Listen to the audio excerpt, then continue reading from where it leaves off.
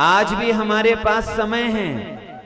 कथा के माध्यम से भगवान महादेव ही हमें अपना मार्ग बता रहे हैं, अपनी भक्ति बता रहे हैं। शिव महापुराण के आदि वक्ता कौन है? भगवान शिव।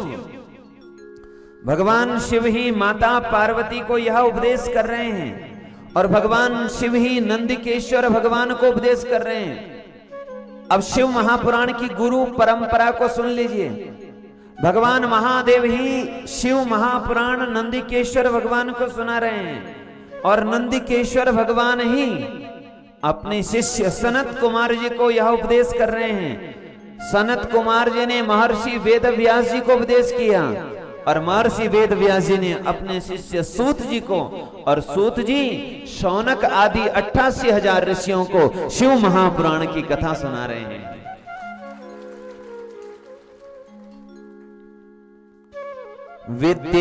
विद्येश्वराख्या तत्राद्या रौद्री चैव द्वितीयका तृतीया शतरुद्रीया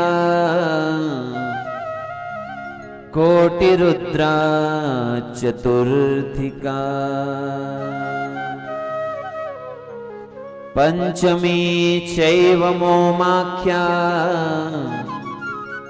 षष्ठी कैलास संगिका सप्तमी वायवीयाख्या सप्तेवं संहिता मता सप्तेवं संहिता मता। श्री शिव महापुराण में 7 संहिताएं हैं और उन 7 संहिताओं में पहली संहिता है विद्येश्वर संहिता। जो विद्या के ईश्वर है भगवान शिव। भगवान शिव का एक नाम विद्येश्वर भी है। विद्येश्वर संहिता में भगवान कैसे शिवलिंग के रूप में अवतरित हुए, भगवान का शिवलिंग अवतार जो हुआ वह विद्येश्वर में संहिता में हुआ और तभी से शिवलिंग पूजने की विधि चली आई है। एक शिवलिंग कितने प्रकार के होते, अब मैं बात समेट रहा हूं, मैं इसलिए कह रहा हूं, अब एक बार आप लोगों को बात समेट करके आगे ले रहा हूं। शिवलिंग कितने प्रकार के होते हैं? 4 युगों में 4 प्रकार के शिवलिंग हैं, लेकिन कलयुग में पार्थिव शिवलिंग की विशेष महिमा है। कलयुग का जो शिवलिंग है वह पार्थिव शिवलिंग है। पार्थिव शिवलिंग का मतलब यह है पृथ्वी से जिस शिवलिंग का प्राकट्य होता है, पृथ्वी के द्वारा जो शिवलिंग बने वो पार्थिव शिवलिंग है। जैसे मिट्टी से जो शिवलिंग बनाए जाते हैं, यहां पर पहली बार पार्थिव शिवलिंगों का निर्माण हुआ। 11,111 शिवलिंग का निर्माण करके आप लोगों ने रोज अभिषेक किया। एक बहुत बड़ी उपलब्धि, बहुत बड़ा आनंद है। ये पहली बार था, इसीलिए सबको भी उसकी सूचना नहीं मिल पाई, सबको उसकी जानकारी नहीं मिल पाई।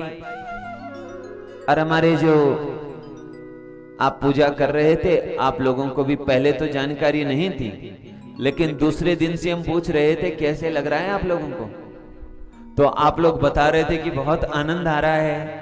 तो हमने सोचा एक दिन मैं भी देखूं कैसा आप लोग आनंद ले रहे हो। लेकिन पार्थिव शिवलिंग के पूजा की महिमा तो है ही, लेकिन उनकी पूजा का आनंद भी विशेष है।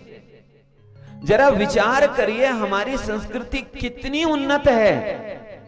हम अपने ईश्वर को बनाते हैं, किसको? जिसने हमको बनाया, हम उनको बनाते हैं और उनकी पूजा करते हैं और उनकी पूजा करके आनंदित होते हैं।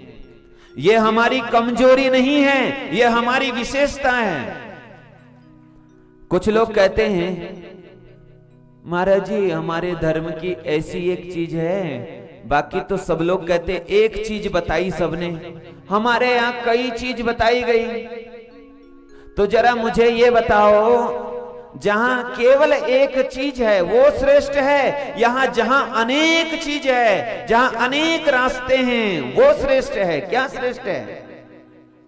वो अनेकता हमारी कमजोरी नहीं है, हमारी महानता है, हमारी विशिष्टता है। अरे तुमको भगवान तो एक है, उसके रूप अनेक है, तुम्हें जो अच्छा लगे उससे। तुम्हें हनुमान जी बलवंत जो बलवान है वो अच्छे लगे, राम जी अच्छे लगे, कृष्ण अच्छे लगे, भगवान महादेव। अनेक देवों की आराधना, ध्यान रखिए, हमारी कमजोरी नहीं है, हमारी विशिष्टता है। कहीं मॉल में जाओ, खूब बड़ा मॉल है, पर वहां एक ही चीज मिल रही है, बताओ। या ऐसे मॉल में चले गए जहां गए तो सब कुछ मिल गया, या अनेक साधनों से। ये तो उन ऋषियों की कृपा है हम पर, क्योंकि उन्होंने हमको आजादी दी कि तुम्हारा जो भाव है उसी भाव से तुम भगवान को भजो। उसके तो नाना रूप हैं। पार्थिव शिवलिंग, मिट्टी से जो शिवलिंग बनाए जाते हैं वो पार्थिव। दूसरी बात है कि पत्थर से भी जो बनाए जाएं वो भी पृथ्वी का ही अंश है, वो भी पार्थिव। और इन सब में एक अलग शिवलिंग, बाण शिवलिंग, जिनको नर्मदेश्वर भगवान कहते हैं। बोलिए नर्मदेश्वर भगवान की।